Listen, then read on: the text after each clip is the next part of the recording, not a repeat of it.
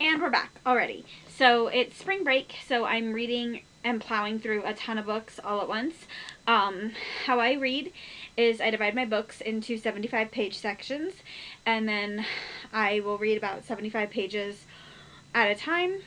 I'll read I'll read like a chapter, like I'll have a stack of books and I'm reading, like, I'll read a chapter out of this one, and then when I hit the 75 pages on this one, when I finish a chapter, I'll move on to the next book.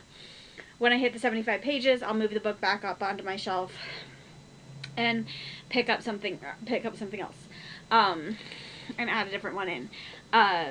It's what works for me. My ADHD brain is weird, I know. Don't try to comprehend it.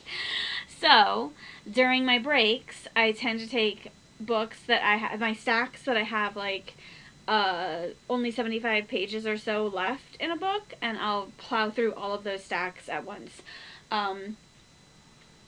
Usually, it's like 20 or 30 books that I try to finish up over a week or two break.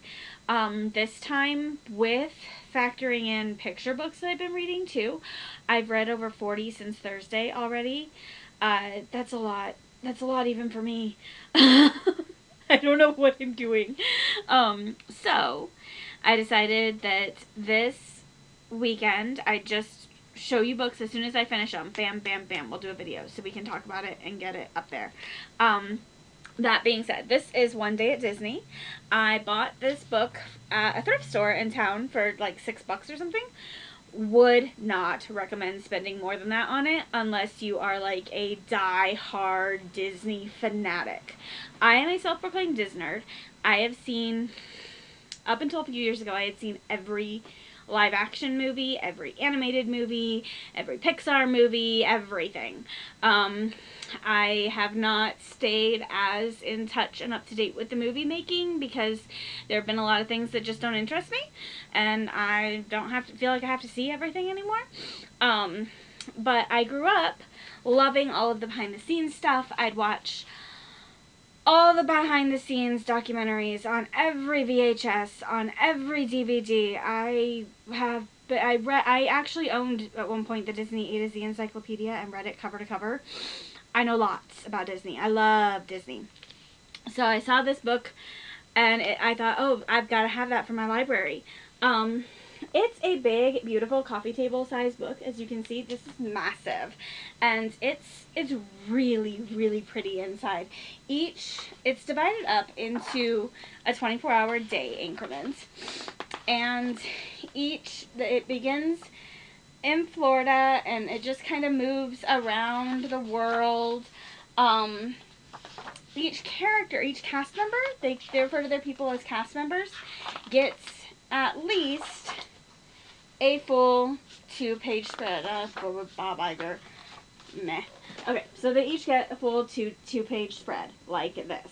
And it's really cool because you can see there's beautiful pictures, and then they have a block about the person, their job, how they got the job, what their job entails.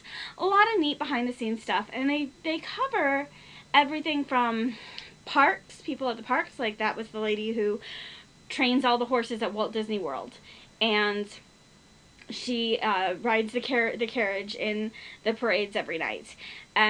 Or like animators. I think there were a couple of animators in there. There's sportscasters. There's directors from the ABC TV series, and lots of sports things. There were a lot of sports things. I'm not a sports person, and so that's why I'm like, meh.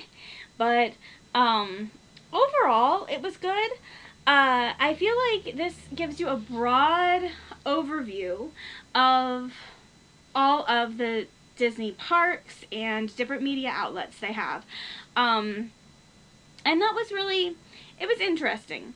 I'd give it 4 out of 5 stars. I would not recommend it to own to just a casual, I like some Disney stuff people. And honestly, it may not stay in my library forever and a day because this thing is massive. Like, do you see the size of this thing? It is huge. It cannot fit on my shelves nicely, neatly. It would look beautiful on somebody's coffee table if you had like a coffee table display that you rotate out or something like that. But it's massive, and that makes it makes it cumbersome and not accessible to everyone. I feel, but that's just my opinion. The content was good. I did not learn. You learn more about specific movies that they're working on, I didn't learn as much about movies as I really thought I would going into it. I did learn a lot about topiaries and the parks and how all of the behind the scenes stuff with the parks and everything. Oh, and I thought it was really cool. I'm pretty sure I have seen the lady who plays Anna on at the time of this publication. She was playing Anna on Broadway, and I'm pretty sure I saw her in St. Louis as Ariel in The Little Mermaid, because that's only been to St. Louis a couple of times, and only one of them was before the book was published, and I went, and I think that's pretty cool. But meh, it was good. I'm glad I read it. I'm okay that I own it. We'll see if it makes the cut or winds up in a yard sale. I don't know. We'll see. But that's it. That is one day at Disney. The parks, the people, and the magic across the globe. So, very cool. If you like Disney, oh, I do want to ask, if you like Disney, I would love to know, what is your favorite Disney movie or your favorite Disney attraction? That is what they asked everybody who is in the book. They asked, what's your favorite Disney movie or what's your favorite attraction? And so I'm curious, what's your favorite Disney movie or what's your favorite attraction? Post your comments in the comment section below, and I will see you next time. Happy reading!